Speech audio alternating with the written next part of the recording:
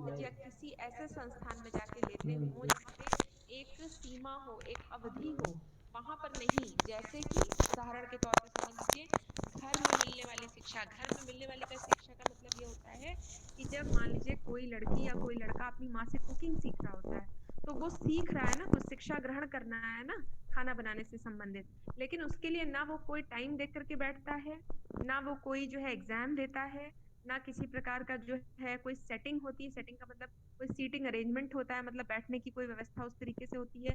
Formal का मतलब औपचारिक तरीके से नहीं है कि आपने फॉर्म भरेंगे, पहले मम्मी के पास जाएंगे कि हमने ये फॉर्म भरा है, अब हमको कुकिंग सीखनी है, ऐसा तो नहीं होता ना घर पे। आप मान लीजिए अपने फादर से कोई चीज सीख रहे हैं। मान लीजिए आपके फादर ने आपको बाइक चलाना सिखाया, मान लेते हैं, हो सकता नहीं भी सिखाते हो। मान लीजिए आपके पापा ने आपको बाइक चलाना सिखाया, या आपके पापा ने आपको जो है कार चलाना सिखाया, तो वो भी एक तरह की शिक्षा ग्रहण कर रहे हैं आप, वो भी एक तरह की लर्निंग है। शिक्षा का मतलब सीखने सिखाने की प्रक्रिया से होता है, ये बात दिमाग में बैठा लीजिए। तो जो भी हम आपके जैसे विद्यालय के अतिरिक्त, स्कूल के अतिरिक्त, या किसी ऐसे शिक्षण संस्थान के अतिरिक्त जब कोई भी चीज सीखते हैं, जैसे हमारे घर पे कोई भी विषय वस्तु से संबंधित जानकारी लेते हैं, या हम अपने अड़ोस पड़ोस से, या रिश्तेदारों से, या दोस्तों से, या मान लीजिए कहीं गए, या कहीं कुछ हम देख रहे हैं, पढ़ रहे हैं, ठीक है, वो सब आपका हो गया। फिर आप लोग एकदम क्लियर है, किसी को कोई कंफ्यूजन तो नहीं है?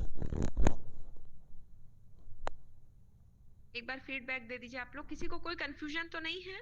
No ma'am. हाँ, नो गलत, मैम। ये क्वेश्चन गलत मत करिएगा आप लोग, ठीक है। अभी मैं कुछ समय बाद दोबारा रिपीट कर दूंगी। अब लास्ट में आता है गैर औपचारिक शिक्षा। गैर औपचारिक, इसका एक और नाम लिख लीजिए आप लोग, औपचारिकेतर, ठीक है। और ऑब्लिक करके लिख दीजिए, ऑब्लिक जानते हैं ना, स्लैश बनाते हैं। फिर से बोल रही हूँ, गैर औपचारिक, ऑब्लिक करिए, लिखिए निरौपचारिक, फिर ऑब्लिक करिए और लिखिए औपचारिकेतर। लिख लिया आप लोगों ने?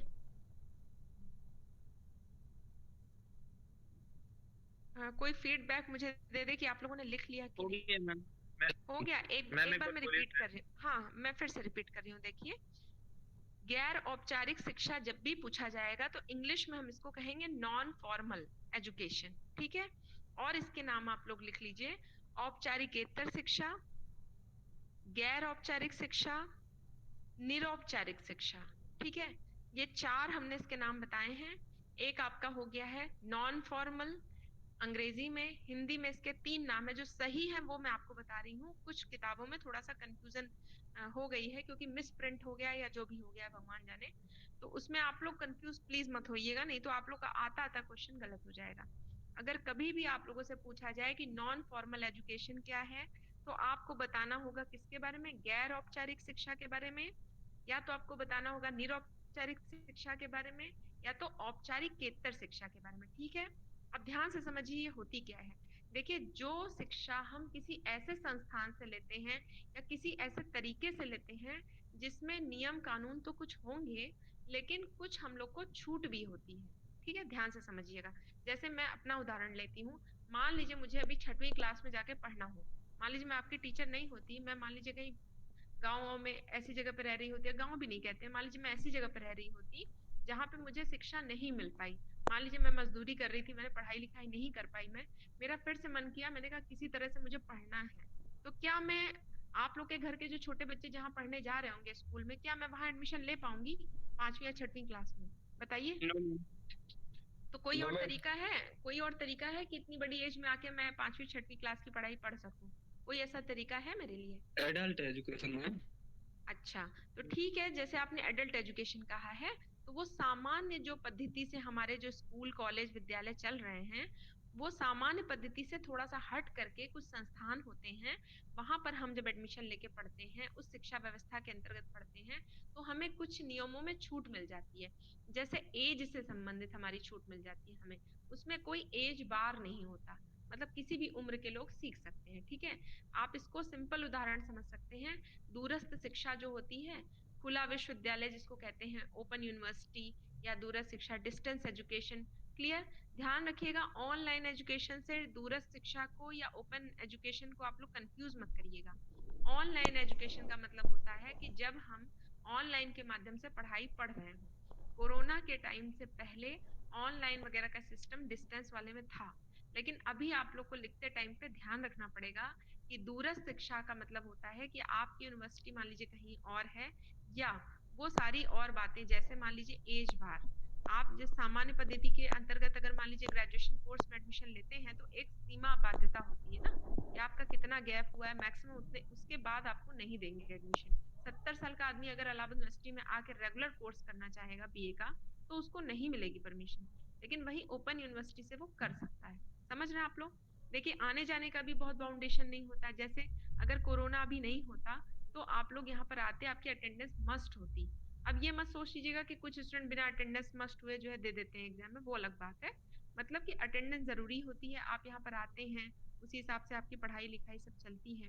लेकिन ओपन या खुले विश्वविद्यालय में, ओपन डिस्टेंस लर्निंग में, उसमें क्या होता है कि आप यूनिवर्सिटी डेली जाएं या ना जाएं कोई दिक्कत नहीं है, समय समय पर आपको उससे बस कांटेक्ट करते रहना पड़ता होगा। जैसे कि मान लीजिए कोई असाइनमेंट मिल रहा है, कोई बुक्स मिल रही हैं, आप घर बैठ के पत्राचार माध्यम भी ध्यान रखिएगा। पत्राचार पाठ्यक्रम में क्या होता है, माध्यम में क्या होता है, हम लोगों का सारा स्टडी मटेरियल, पढ़ने की सामग्री हमारे घर पे आ जाती है, और समय समय पर हम अपनी समस्या या परेशानी को पूछ सकते हैं। जब फोन का, मोबाइल का इतना आजकल देख रहे हैं चलन हो गया है, तो बहुत इजीली काउंसलिंग मिल जाती है, कह सकते हैं प्रॉब्लम सॉल्व हो जाती है स्टूडेंट्स की। सच्चाई यही है कि बहुत ज्यादा स्टूडेंट उसमें इंटरेस्ट लेते नहीं है प्रॉब्लम सॉल्व करने में, लेकिन उनका माध्यम ये नहीं है कि आप डेली जाइए वहां पर पढ़िए। डेली क्लासेस की कोई बाउंडेशन नहीं है, ना आपकी एज की बाउंडेशन है, ना टाइम की बाउंडेशन है, ना जगह की बाउंडेशन है। पर सामान्य पद्धति मतलब फॉर्मल में ये सारी बाउंडेशन मिलेंगी। और जहां तक आपकी, अब आ जाते हैं हम लोग अनौपचारिक, मतलब घर, रिश्तेदारी, अड़ोस पड़ोस, दोस्ती, जो भी आप माध्यम अपना सकते हैं, उन सब में देखिए किसी भी प्रकार की आपको बाउंडेशन नहीं है। इवन यहाँ पे तो आपको कभी कभी भी जाने की वो नहीं है, ना आपको किसी भी प्रकार का कोई फॉर्म भरना है, ना कभी कोई एग्जाम देना है, कुछ भी नहीं करना है। उसमें कोई भी बाउंड्री नहीं बनी हुई है, कोई भी ऐसी सीमा नहीं बनी हुई है। उसमें आप स्वच्छंद रूप से जैसे चाहें, जितना चाहें वो सीखते रहते हैं। ठीक है, किसी भी स्टूडेंट को कोई कंफ्यूजन हो तो अभी पूछ लीजिए, बार बार आपको नहीं बताया जाएगा। अगर आपकी किताब में कुछ भी लिखा होगा तो आप लोग उसको करेक्ट कर लीजिएगा, क्योंकि ये मैं आप लोग को एक्चुअली ऐसे नहीं बताती हूँ कोई चीज, हम लोग ऑथेंटिक सोर्स से देख लेते हैं। ऑथेंटिक का मतलब जिसको हम मान सके, जिसके ऊपर क्वेश्चन मार्क ना लगाया जा सके। ठीक है, तो आप लोग को मैं इसलिए देख के बता रही हूँ। और एक चीज बता देती हूँ कि आप लोग 2017 का बीए पार्ट 1 का पेपर 1 देख लीजिएगा, प्रिंसिपल ऑफ एजुकेशन। उसमें 15 नंबर का क्वेश्चन पूछा गया है, और इसके बारे में खूब अच्छे से तैयारी कर लीजिएगा। एक क्वेश्चन और समझ लीजिए, शिक्षा के व्यापक एवं संकुचित अर्थ को स्पष्ट कीजिए। तो इसमें आप लोगों को मैं सिर्फ अभी मौका नहीं दे रही हूँ बोलने का, मैं खुद आपको बता दे रही हूँ। देखिए जब भी शिक्षा का संकुचित अर्थ आपसे पूछा जाएगा, तो ध्यान रखिएगा कि जहां पर भी संकुचित अर्थ आपने लिखा है, वहां पर औपचारिक शिक्षा को ही लिखिएगा। ठीक है, मतलब जो हम लोग फॉर्मल एजुकेशन लेते हैं, या हम लोग जो विद्यालय में जाके सीखते हैं, जो हम लोग स्कूल कॉलेज में जाके सीखते हैं, यूनिवर्सिटी में जाके सीखते हैं, उसी पढ़ाई को हम लोग मानते हैं शिक्षा संकुचित अर्थ में। मतलब बहुत ज्यादा उसको समझे बिना हम लोग बोल देते हैं कि ये व्यक्ति शिक्षित है। ठीक है, मान लीजिए कि कोई भी व्यक्ति कभी पढ़ा ही नहीं है, कभी उसने पढ़ाई ही नहीं की है। ठीक है, और हो सकता है कि कुछ लोग ऐसे हों जो कुछ हद तक पढ़ के, और उन्होंने कुछ हद तक पढ़ने का मतलब यह है कि उन्होंने विद्यालय और स्कूल जाना एक समय के बाद बंद कर दिया। जैसे सचिन तेंदुलकर हैं, आप लोग को शायद ही पता हो, मतलब शायद पता क्या, कंफर्म पता होगा कि वो कितना पढ़े हुए हैं। विराट कोहली कितना पढ़े हैं आप लोग जानते होंगे, और भी देख लीजिएगा, लता मंगेशकर कितना पढ़ी है, प्रियंका चोपड़ा कितना पढ़ी है, प्रीति जिंटा कितना पढ़ी है। ये सारे एक्ट्रेसेस, प्लेयर्स और जितने भी लोग हैं जो एजुकेशन के सेटअप से थोड़ा सा पीछे हैं, ये कितना पढ़े हैं, इसका मतलब ये नहीं है कि ये बात नहीं कर पाते, चाहे वो हिंदी हो, चाहे अंग्रेजी हो, चाहे वो और कोई भाषा हो। बात सिर्फ इतनी है कि कुछ लोगों को आइडिया नहीं लग पाता है कि इन्होंने पढ़ाई नहीं की है। यहाँ पर बात ये हो रही है कि हम लोग जब संकुचित अर्थ में शिक्षा की व्याख्या करते हैं, बहुत ध्यान से समझिएगा, तो हम शिक्षा का अर्थ सिर्फ उसी प्रक्रिया से लगाते हैं जो हम संस्थान में जाकर के, नियमित जो संस्थान होते हैं वहां से जो हम शिक्षा ग्रहण करते हैं, या कभी कभी हम लोग इसमें गैर औपचारिक वाला भी जोड़ सकते हैं। जैसे मान लीजिए किसी ने ओपन एजुकेशन से पढ़ाई की, एनआईयूएस से, किसी ने मान लीजिए एडल्ट एजुकेशन से पढ़ाई की, तो पढ़ाई तो करी ही है, सिलेबस तो पढ़ाई है। लेकिन अगर हमें बहुत बड़े उससे देखना होगा, कह सकते हैं व्यापक तरीके से हम देखेंगे, तो शिक्षा का जो अर्थ होता है, देखिए वो सिर्फ किसी विद्यालय में जाके कोई पाठ्यक्रम पढ़ना ही नहीं होता। ही नहीं बोला है मैंने, मतलब वो भी होता है, लेकिन उसके साथ साथ वो सारी सीखने सिखाने की प्रक्रिया होती है जो हम स्कूल कॉलेज जो नियमित रूप से हमारे यहाँ चल रहे हैं, जो सामान्य पद्धति चल रही है, उससे हटकर जो हम प्रक्रियाएं कहीं सीखते हैं। जैसे मान लीजिए हमारे घर में हमारी किसी सिस्टर ने या हमारे किसी ब्रदर ने हमें पेंटिंग करना सिखा दिया, या मेहंदी लगाना सिखा दिया, या मान लीजिए ड्राइंग बनाना सिखा दिया, रंगोली बनाना सिखा दिया। तो ये सारी चीजें हम घर पे बिना किसी सिलेबस के, बिना किसी टाइम मॉड्यूल के, बिना किसी एग्जामिनेशन के, बिना किसी फॉर्म भरे हम सीख रहे हैं, हम ग्रहण कर रहे हैं। तो कहीं ना कहीं व्यापक अर्थ में जब आप शिक्षा का व्यापक क्षेत्र से जब आप शिक्षा का अर्थ लिखेंगे, या व्यापक तरीके से जब आप शिक्षा का अर्थ लिखेंगे, तो उसमें आप हर प्रकार की शिक्षा को शामिल कर लीजिएगा। ध्यान से समझ लीजिए, जब हम संकुचित अर्थ में लिखेंगे तो आपको एक ट्रिक दे दे रही हूँ, फॉर्मल एजुकेशन वाली डिटेल लिखिएगा उसमें सिर्फ। लेकिन जब हम व्यापक लिखेंगे तो सबको जोड़ लीजिएगा, तीनों प्रकार जोड़ लीजिएगा, चाहे वो व्यापक हो, सॉरी, चाहे वो औपचारिक हो, चाहे वो अनौपचारिक हो, चाहे वो गैर औपचारिक हो, सबको जोड़ लीजिएगा। और प्लीज एक बात ध्यान से सुनिए अपने उत्तर को। देखिए आप लोग में से कुछ स्टूडेंट हो सकता है बहुत सीरियसली ना ले रहे हो, सोच रहे हो कि हम लोग को अपलोड करना है, अरे ऐसे ही हो जाएगा, डी कुमार ले लेंगे। अभी ठीक है, हो सकता है आपका हो जाए। आपकी एक स्किल होती है, सीखने की क्षमता होती है, दिमाग में एक वायरिंग होती है। वायरिंग का मतलब होता है ब्रेन आपका सोचता है। अगर आप उसको एक कंटेंट नहीं देंगे, कोई सोर्स नहीं देंगे, कोई चीज नहीं देंगे सोचने समझने के लिए, तो आपके जैसे मसल्स वीक हो जाती है ना। अगर हम लोग सारा दिन एक कुर्सी पे बैठे रहे या बेड पे लेटे रहे तो आपका शरीर बहुत कमजोर हो जाता है। इसका कारण ये है कि आप एक्सरसाइज नहीं कर रहे हैं या आप चल फिर नहीं रहे हैं। उसी तरीके से आपका दिमाग जो होता है उसको आप अगर सोचने समझने के लिए कोई विषय वस्तु नहीं देंगे, कोई कंटेंट नहीं देंगे, तो आपका दिमाग धीरे धीरे थोड़ा सा सुप्त होता जाएगा। आपकी सोचने समझने की जो क्षमता है, ये जो रीजनिंग की क्षमता है, लॉजिक देने की, तर्क करने की क्षमता है, बहस नहीं तर्क बोल रही हूँ, किसी चीज का कारण बताने की क्षमता है, वो धीरे धीरे खत्म होने लगेगी और आप लोग यूजलेस बातें सोचने लगेंगे। इसलिए दिमाग में चीजों को लाना शुरू करिए। जो लोग सच में सीखना चाहते हैं उनको बता रही हूँ कि आप लोग शिक्षा के अर्थ को जब भी बताइएगा तो शिक्षा के अर्थ को व्यापक तरीके से जहां भी पूछा जाए, तो जितने माध्यम से आप शिक्षा ले सकते हैं, ब्रॉडली 3 माध्यम से हम लोग लेते हैं, औपचारिक, अनौपचारिक, निरौपचारिक, ये 3 माध्यम है। सबको बता दीजिएगा व्यापक में। उदाहरण जरूर दीजिएगा। उदाहरण देने का मतलब होता है कि आप सच में टॉपिक को या उस विषय वस्तु को समझते हैं। ठीक है। अब देखिए एक दूसरा प्रश्न पूछा गया है। मैंने अभी कुछ प्रश्न आप लोगों के लिए देख लिए थे, थोड़ा सा आप लोग को डिस्क्राइब कर दूं। एक पूछा गया कि शिक्षा के दार्शनिक उपागम से आप क्या समझते हैं। कोई ऐसा स्टूडेंट है जिसको ये लग रहा हो कि ये नहीं पढ़ाया गया है या उसको कुछ क्लियर नहीं है इस क्वेश्चन में? कोई भी बोल सकता है अगर कंफ्यूजन है तो। अच्छा, आप थे नहीं दरअसल उस लेक्चर में, ठीक है, चलिए ये रिवाइज हो जाएगा। और कोई स्टूडेंट को लग रहा है कि वो उस समय पढ़ रहा था लेकिन समझ में नहीं आया कि क्या बताएं कैसे बताएं? मैम बोला। क्या? मैम अभी मैं ज्वाइन। अच्छा, अभी आप ज्वाइन हुए हैं अंतिम। आपके पास पुराने जो पेपर के लिए एक छोटी सी बुकलेट आती है ना, जिसमें लिखे होते हैं ना पुराने साल के पेपर रहते हैं, वो आप लोग अनसॉल्व, वो आपके पास है? हाँ मैम है मेरे पास। अच्छा ठीक है, अभी खोलने की जरूरत नहीं है अनसॉल्व। अगर आप लोग ऐसा करिएगा नेक्स्ट क्लास में जब भी हाथ में लिए रहा करिए, और एक कॉपी पेन भी।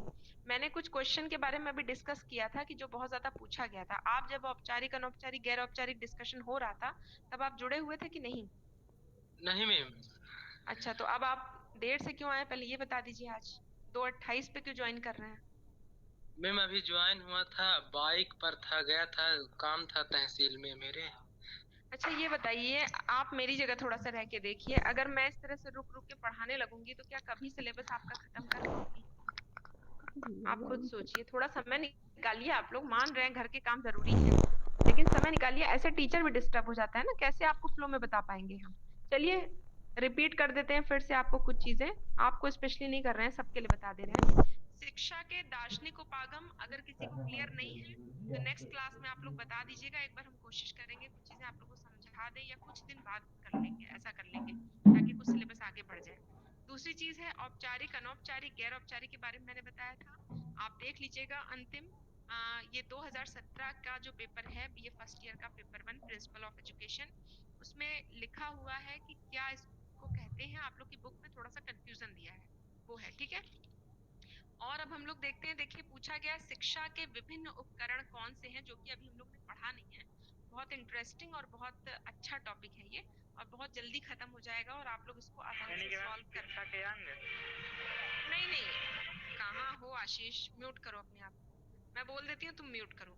देखिए शिक्षा के अंग की बात अभी नहीं हो रही है, अभी मैं ये बोल रही हूँ कि शिक्षा के विभिन्न उपकरण, उपकरण का मतलब अगर मुझे खाना बनाना है तो मुझे उसके लिए मान लीजिए जो बर्तन होते हैं वो चाहिए, जिसमें हम आग जलाएंगे वो चाहिए, जिसमें हम बर्तन जो है यूज करेंगे एक दूसरे की सामग्री वगैरह वो सब भी चाहिए। तो क्या क्या चीजों की आवश्यकता पड़ती है, अंग तो अलग हो गए, लेकिन इसमें आप देखिएगा एजेंसीज की बात की गई या उपकरण की, तो उसमें विद्यालय भी आ जाता है, अलग अलग आ जाता है, वो सब पढ़ेंगे हम लोग। अब देखिए एक क्वेश्चन पूछा गया है शिक्षा का समाज शास्त्रीय उपागम, ये भी मैंने आप लोगों को समझा दिया गया था, लेकिन एक क्वेश्चन और है जो आप लोग से थोड़ा घुमा कर पूछा गया है। इसमें इसमें पूछा गया है कि आर्थिक विकास में शिक्षा की भूमिका, इसको आप लोग नोट डाउन कर लीजिए क्वेश्चन को, आर्थिक विकास में शिक्षा की भूमिका। कर लिया आप लोगों ने नोट? Yes ma'am. हाँ हाँ ठीक है, अब आगे बढ़िए। अब देखिए ये आप लोग को करना है, मैंने ये बताया था आप लोग को कि शिक्षा के जो उद्देश्य होते हैं उसको प्रभावित करता है एक कारक जिसका नाम है आर्थिक कारक।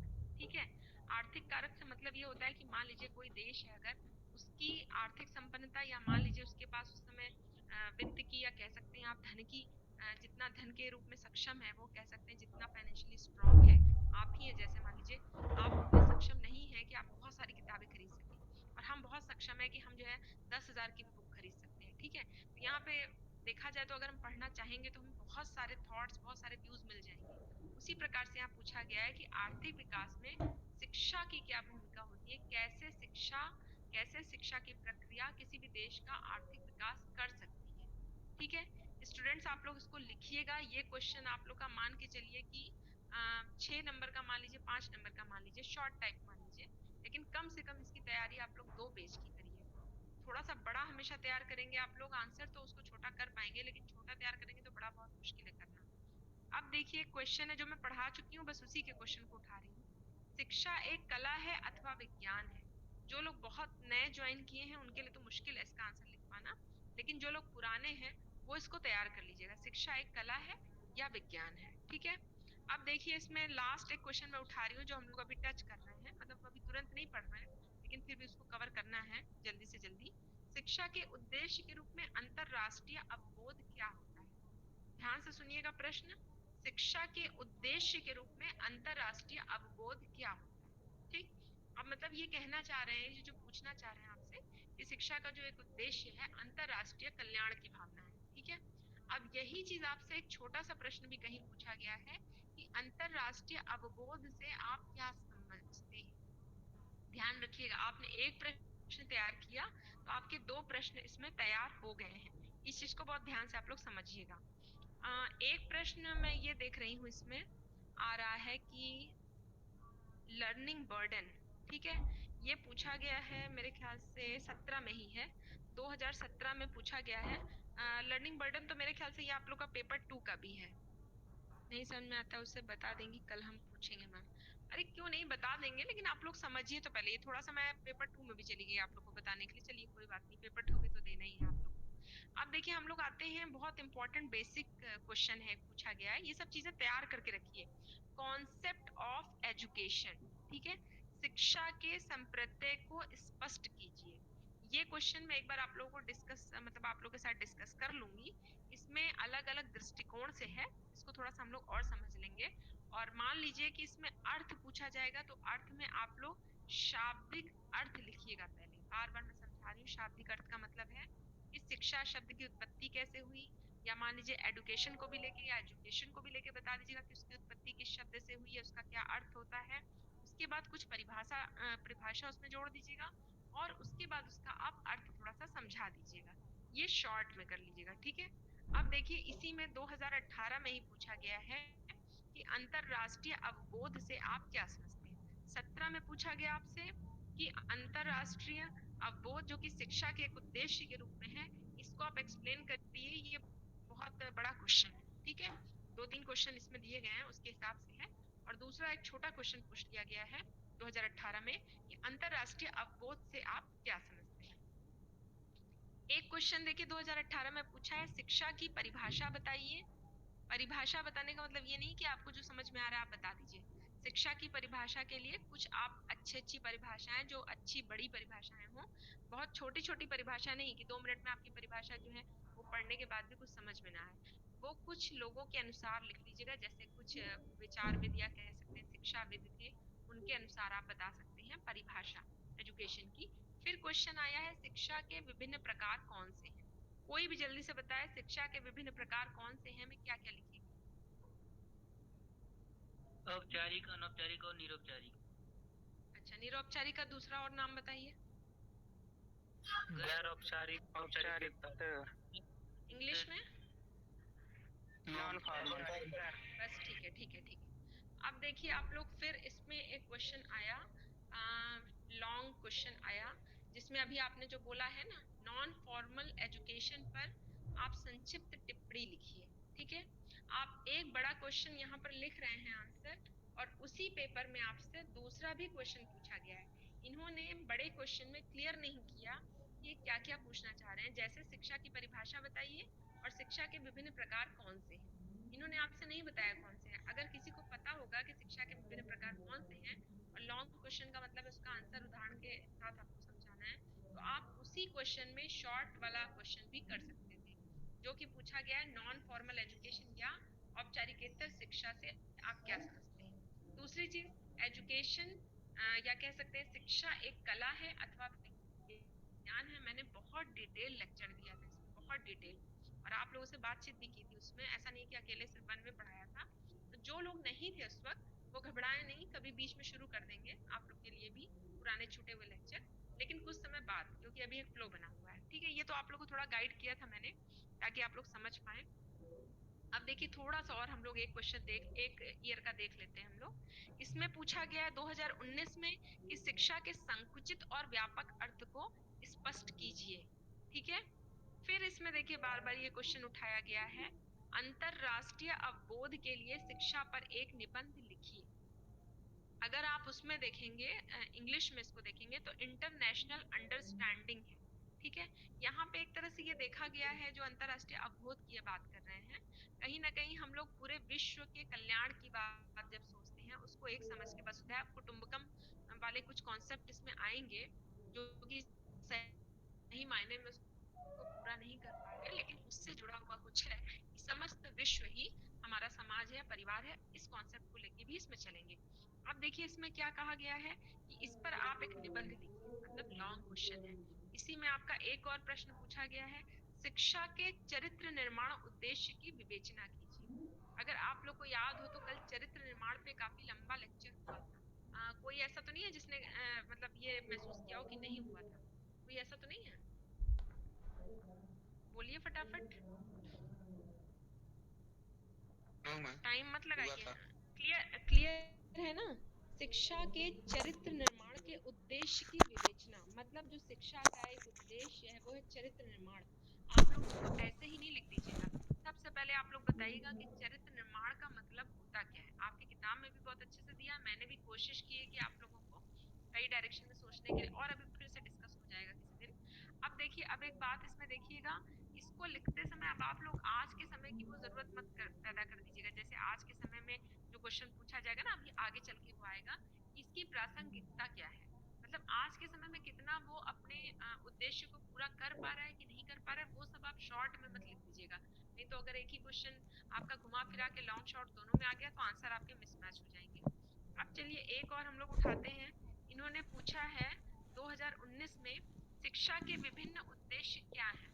मैंने आप लोगों को कल अच्छे से बता भी दिया था कि देखिए अगर कहीं नहीं पूछेगा किसके अनुसार क्या है, तो आप लोग कुछ निश्चित उद्देश्य दिए हुए हैं। सबसे पहले लिखा होगा ज्ञानार्जन का उद्देश्य, वहां से शुरू करके चरित्र निर्माण, ऐसे करके 6-7 जो भी होंगे उसके बारे में लिख लीजिएगा। शिवम कुछ बोलना चाह रहे हो?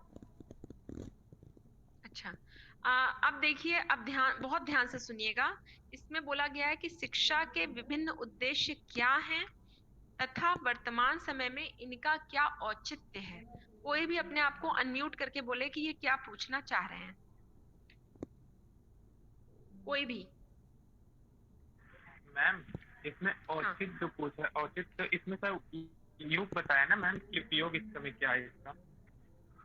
नहीं, उपयोग नहीं कहते हैं। मैम इस समय और शिक्षा के बताइए। हालात क्या है? मैम महत्व हाँ, पूछ रहा है, हालात क्या है? औचित्य माने महत्व। ठीक। हाँ, कह सकते हैं। चलिए ठीक है, अभी और क्लियर कर देंगे। और कोई तो नहीं है जो बताना चाहे? इंग्लिश में बता देते हैं। What are the various aims of education and what is the relevance. ठीक है, रेलेवेंस एक्चुअली शब्द ऐसा है ना जिसको आप अभी समझेंगे तब आप खुद ही समझ जाएंगे कि औचित्य क्या कहना चाह रहे हैं। रेलेवेंस ऑफ, सुनिएगा, what is the relevance of different AIIMS in the present day situation. जो रेलेवेंस की बात यहाँ पे करते हैं, हम लोग कहते हैं कि जो भी इसका हम लोग रेलेवेंस नहीं है, इससे संबंध नहीं है, या उसकी उपयोगिता नहीं है, या उसका महत्व नहीं है आज के संदर्भ में। ऐसा नहीं है कि वो कभी भी जब रहा होगा, लेकिन देश काल परिस्थिति के अनुसार अगर आज हम एक बात पर चर्चा करें, ध्यान से आप लोग सुनिएगा, ठीक है। अगर हम ये चर्चा करें कि अगर स्टूडेंट कॉलेज नहीं जा पा रहा है, विद्यालय नहीं जा पा रहा है, या अपने संस्थान में नहीं पढ़ पा रहा है, तो उसकी शिक्षा प्रक्रिया बहुत बाधित होती है। तो सरकार को ऐसे ठोस कदम उठाने चाहिए जिससे अगर विद्यार्थी किसी कारण से नहीं जा पा रहा है विद्यालय, तो भी उसे शिक्षा की प्राप्ति हो सके। तो क्या मेरी बात का कोई रेलेवेंस है आज के समय में? थोड़ा सा बताइए।